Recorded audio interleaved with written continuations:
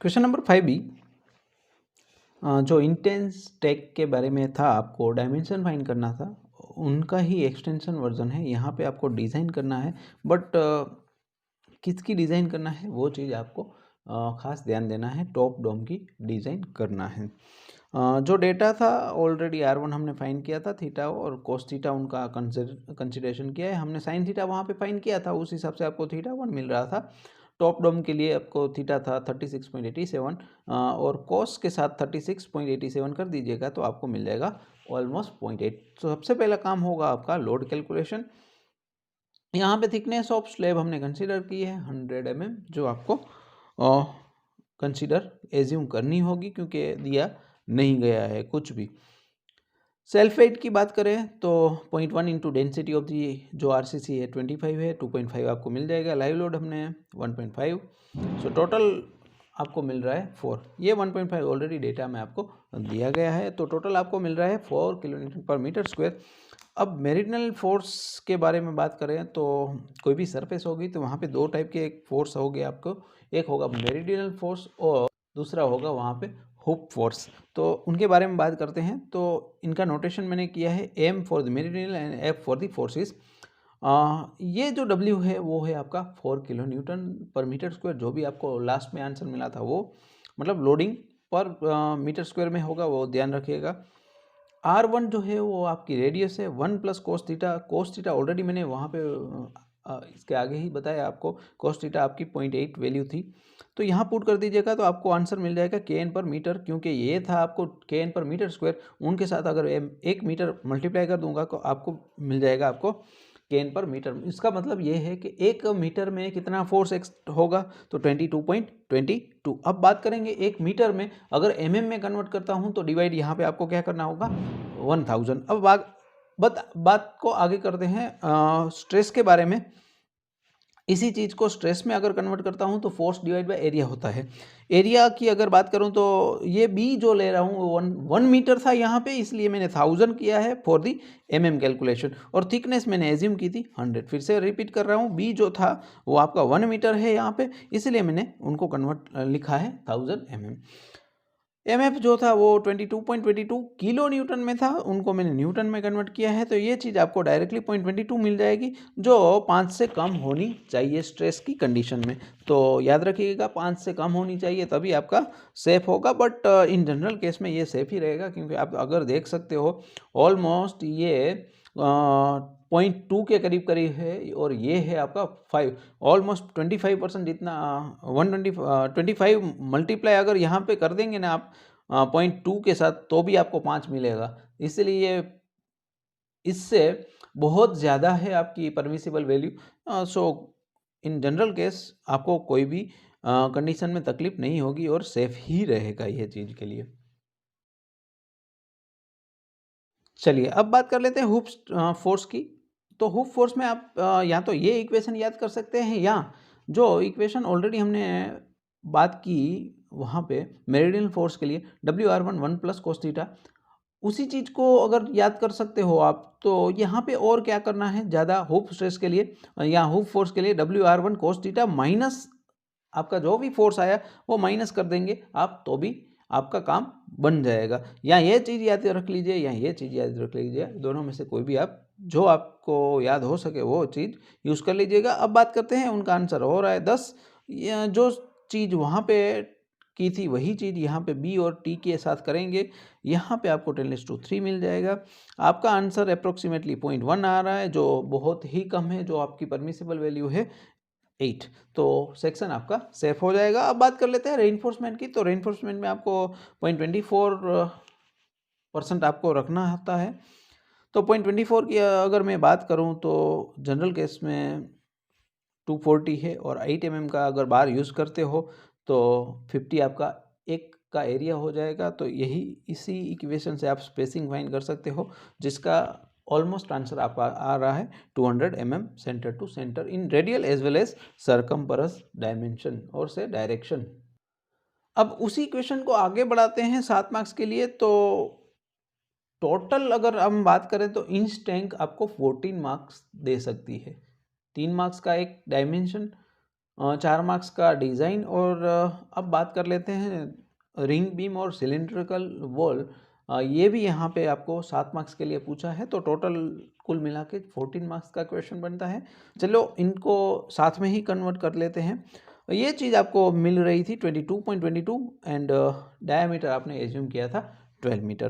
तो इसी चीज़ को साथ में लेके चलते हैं। हॉरिजॉन्टल कंपोनेंट जो मिलेगा आपको वो होगा कोस थीटा के स्वरूप। आपको पता ही होगा कोस थीटा आपको हॉरिजॉन्टल फोर्स अप्लाई कर सकते हैं, क्योंकि हर एक इंक्लाइन फोर्स का 2 कंपोनेंट हो सकते हैं, एक वर्टिकल और एक हॉरिजॉन्टल। अगर थीटा यहाँ पे है तो आपका हॉरिजॉन्टल कंपोनेंट होगा कोस थीटा के साथ और वर्टिकल होगा आपका साइन थीटा के साथ। उसी चीज़ को यहाँ पे हमने रिप्रेजेंट किया है 22.22, यहाँ पे आप देख सकते हो।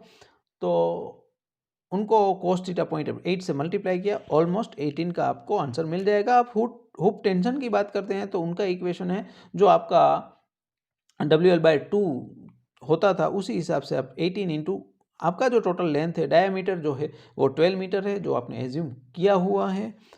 तो उस हिसाब से आपको आंसर मिल जाएगा 108 किलो न्यूटन। अब स्टील की रिक्वायरमेंट बहुत आसान है इस चीज़ में, क्योंकि AST होता है HT divide by sigma ST, जिसकी वैल्यू ऑलरेडी आपको पता होनी चाहिए कि 130 हम लेते हैं। और HT 108 किलो न्यूटन में था, इसलिए 10⁻³ कर दिया, तो टोटल एरिया आपको 831 मिल जाएगा। बट ये बीम है तो बीम में आपको पता होना चाहिए कि नंबर ऑफ बार्स चाहिए, स्पेसिंग यहाँ पे आपको काम नहीं आएगी। तो नेक्स्ट हम फाइंड करेंगे, वो फाइंड करेंगे नंबर ऑफ बार्स।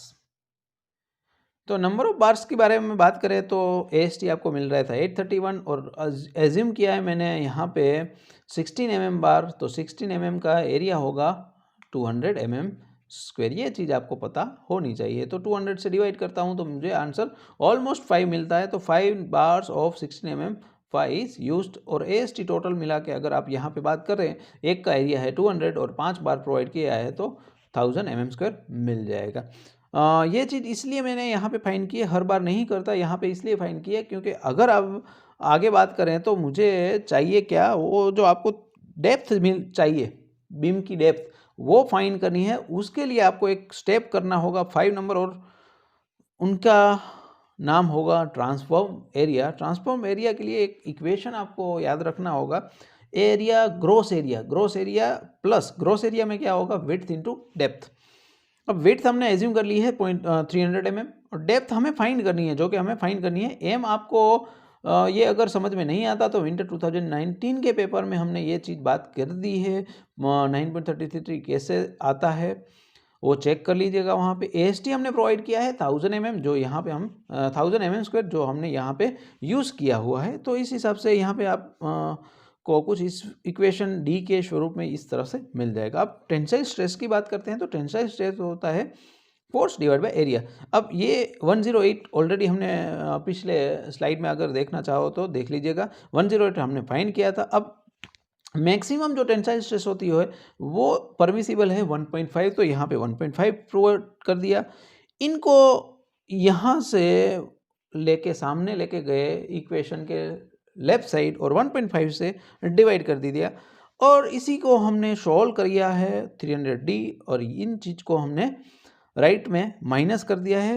वहाँ से हमें डेप्थ मिल रही है 215, बट हमने विड्थ रखी है 300 की, तो डेप्थ तो हम 300 से कम नहीं कर पाएंगे, क्योंकि विड्थ तो आपको पता होगी बीम में विड्थ एटलीस्ट डेप्थ जितनी होनी चाहिए यहाँ डेप्थ से कम होनी चाहिए। अगर विड्थ हमने 300 रख दी है तो डेप्थ आपको मिनिमम 300 पुट करनी ही होगी।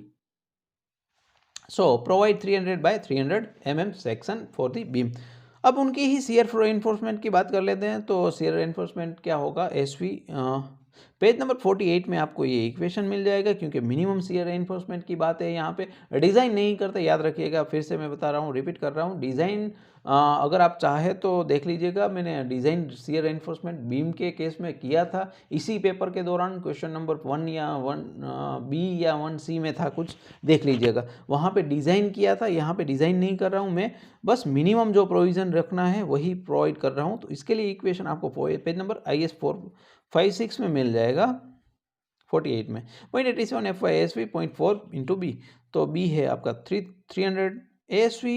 फिर से हमने 2 लेग्ड एज्यूम किया, 2 लेग्ड 8 mm, तो इनका आंसर होगा आपका 50 mm स्क्वायर। 1 का, तो 2 का आंसर क्या हो जाएगा आपका 100 mm²।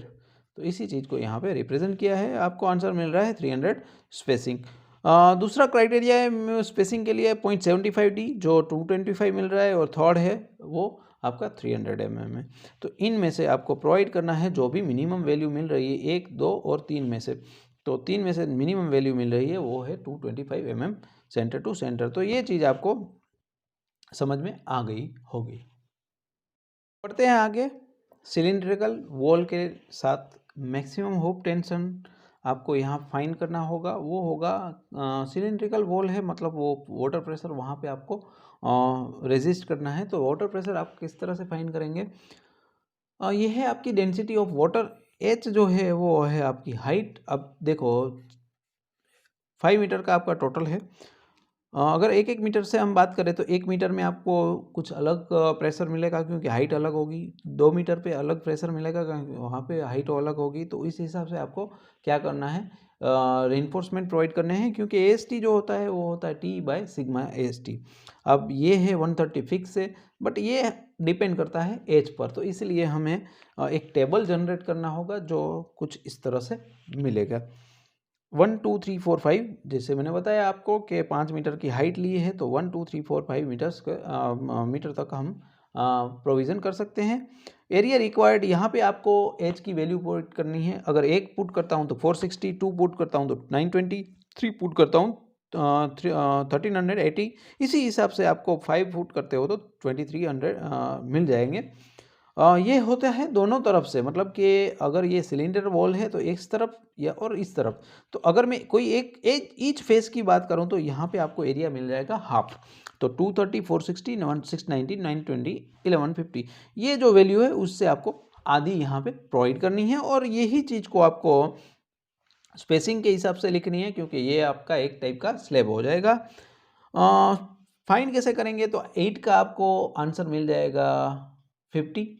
तो 1000 यहाँ पे एक के लिए मैं बता रहा हूँ, बाकी आप काउंट कर लीजिएगा थोड़ा। 230, तो यहाँ से आपको अप्रोक्सीमेटली 210 मिल जाएगी। 10 के लिए मैं बात करूँ तो 78.5 मिलता है आपको आंसर इनका एरिया। तो 78.5 और डिवाइड में आपको करना है 460। तो इसी चीज़ को आप काउंट कर लीजिएगा। यहाँ पे मैं अगर बात करूँ 78.5, 170, बट याद रखिएगा 100 से कम स्पेसिंग नहीं होनी चाहिए अब आपकी। ये एक पूरा बिल्कुल इसको ध्यान में लेना है। इसीलिए यहाँ पे क्या हो रहा है 8, 10, 10 एंड फिर 12 और 16 तक हमें जाना होता है, क्योंकि अगर यहाँ पे 12 के साथ ही मैं जाऊँगा नीचे 5th मीटर पर, तो क्या होगा, ये स्पेसिंग जो है मेरा बहुत कम आएगा, जो हमें एज पर IS वैलिड नहीं काउंट करते, क्योंकि 100 mm तक आपको जा सकते हो, उससे नीचे आप नहीं जा सकते। इसलिए तो इस तरह से आपको डायमीटर भी चेंज करना होता है as the height increasing. Height जैसे ही आपकी डिक्रीज होती है उस हिसाब से आपको डायमीटर भी यूज़ करना होता है। चलो, अब रेइनफोर्समेंट तो हमने फाइन कर लिया। इसी हिसाब से थिकनेस कितनी चाहिए उनके भी बात कर लेते हैं। तो 60 × H आपका था, तो आपको पता है टोटल हाइट 5 है, तो मैक्सिमम जो टेंशन होगा वो 5 मीटर के लिए ही होगा। तो यहाँ पे हमने टोटल टेंशन फाइन कर लिया, जो 300 kN/मीटर आपको मिल जाएगा। जो इक्वेशन हमने एरिया ट्रांसफॉर्म के लिए पहले यूज़ किया था वही इक्वेशन को यूज़ करते हैं। AST जो 5 मीटर के लिए है वो था 2300। अगर आप प्रीवियसली देखना चाहते हो टेबल में तो देख लीजिएगा, वहाँ पे 2300 था। 8.33 आपको मैंने पहले बताया हुआ है। अब बात कर ले 1000 × T, तो B आपको 1000 लेना है और T हमें फाइंड करनी है। तो ये हुआ आपका एरिया ऑफ ट्रांसफर्ड एरिया कहते हैं जिसको हम।